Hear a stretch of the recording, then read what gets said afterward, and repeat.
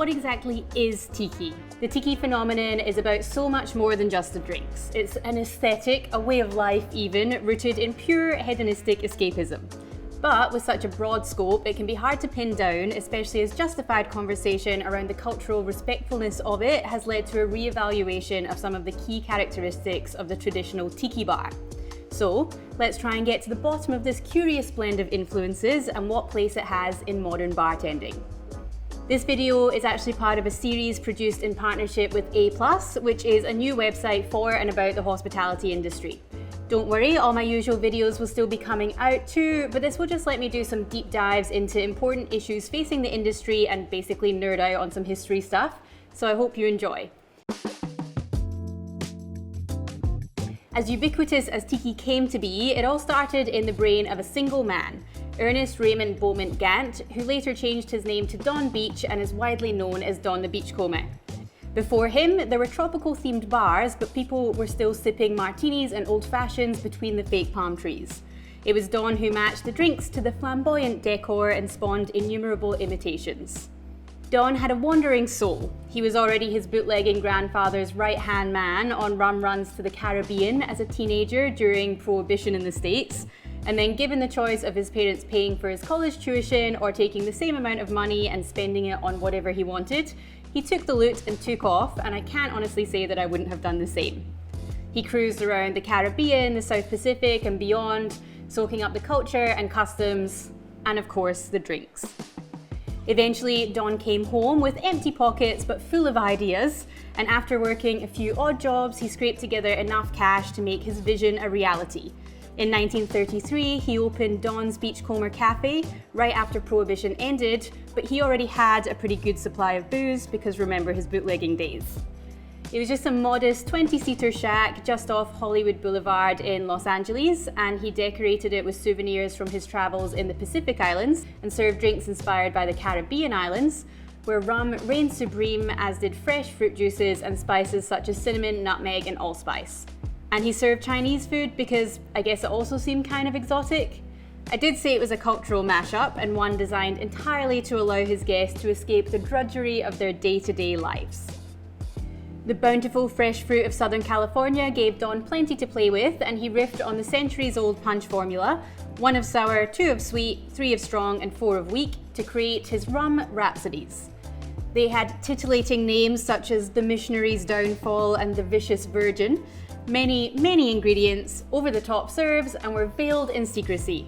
The drinks were actually prepared in a back room by a crack team of Filipino bartenders known as the Four Boys, but even they didn't know the full recipes. Ingredients were stored in unbranded bottles, labeled things like Don Spice Mix No. 4, so that they would be impossible to replicate. And I would love to know how those guys felt about their time in the back of the shack, because it would definitely have been hard work.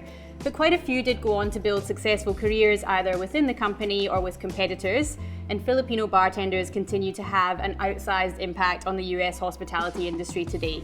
Back to the bar itself though, it was a potent mix of theatrics, marketing, and deliciously complex drinks, which was a runaway success, especially against the backdrop of the Great Depression. No one could afford a holiday, but Don the Beachcombers was the next best thing. Don's empire expanded in the States under the watchful eye of his wife and then ex-wife Sunny, while the man himself moved to Hawaii. But they weren't the only ones capitalizing on the opportunity to turn a coin by constructing their idea of paradise. One of the first and most famous copycats was Victor Bergeron, who came to be known as Trader Vic for his habit of trading punters food and drink in return for their tropical artifacts. His drinks were often a little more pared back than his counterparts, with the jewel in his crown being the invention of the Mai Tai, which I have already discussed here, and it contains many less ingredients than most assume. The legend also goes that he was the first man to start putting cocktails in mugs fashioned after tiki carvings. So, these two were the vanguard in the trend which would become, but importantly was not yet named, tiki. The true heyday came after World War II, when US soldiers returning from the South Pacific campaign spread a sentimentality for the region, which spurred on the emerging craze. It grew far beyond bars and restaurants to inspire books, films, architecture, homeware, theme parks, you name it, people would stick a hula girl or a tiki totem on it.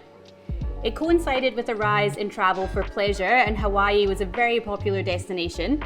And US tourists felt a bit cheated if their experience there didn't match the expectations set by the kitschy imagery so widely used in the States. So it was an obvious theme choice for resort hotels, cruise ships, and so on in the very areas which were the initial inspiration for the aesthetic. But let's get back to the drinks. The problem, as with most things, is that as the trend spread, it became diluted. These were not easy drinks to make. They're using high quality spirits, fresh produce, and lots of ingredients, so they're quite time consuming and expensive, so people started taking shortcuts. As anyone who's had a Mai Tai made with sour mix can attest, it's not a good time. And nobody wants to drink the same thing as their parents did, so a new generation found the whole thing pretty cringy for fairly legitimate reasons, to be honest. Plus, have you heard about disco drinks? Tiki became a byword for tacky and overly sweet, silly drinks that didn't match the 80s power suit vibes. So, was this naive Tropicana obsession dead in the water?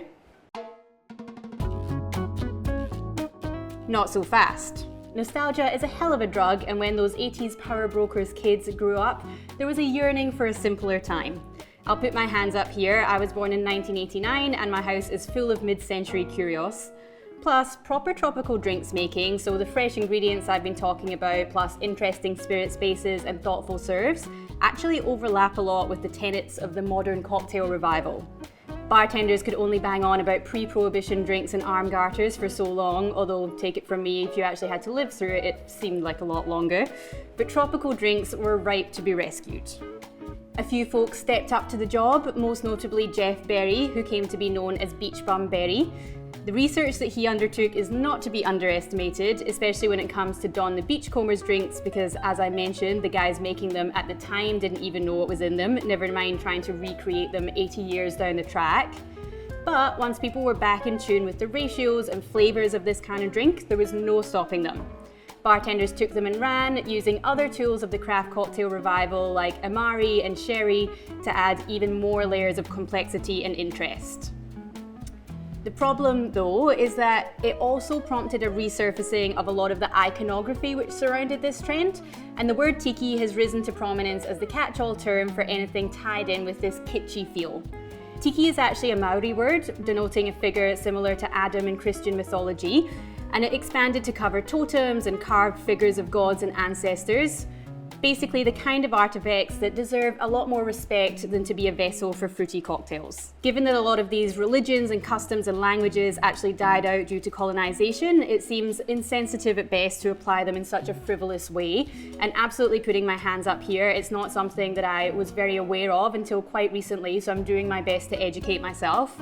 The term tropical drinks or Tropicana, no, not the juice, have been proposed as alternatives, and I'd love to see a move away from a word which is problematic, but given the title of this video, it's pretty clear that the familiarity with the term tiki makes it super hard to talk about the historical aspects of this phenomenon without using it. But we can make a concerted effort to consider how we use it and not make it blasé moving forward.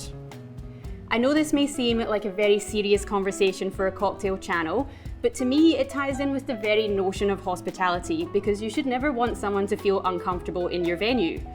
There's an amazing resource called the Pacifica Project, which has been put together by and for people of oceanic descent in the hospitality and spirits industry, where you can read their thoughts and better understand the difficulties that these communities have and continue to face. I've dropped a link to it below and highly recommend a read because, of course, it's their voices which should be listened to on this topic.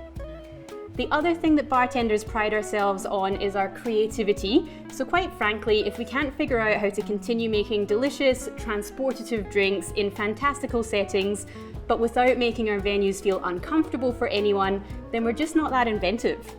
Initiatives such as Doom Tiki reimagine the whole experience and imagery of a tiki bar to be much more inclusive, or something like the Trash Collective, which has an emphasis on tropical drinks and aims to tackle wasteful practices in bars, which is a really important subject when many of the island communities that we've talked about here are under the most threat from the climate crisis.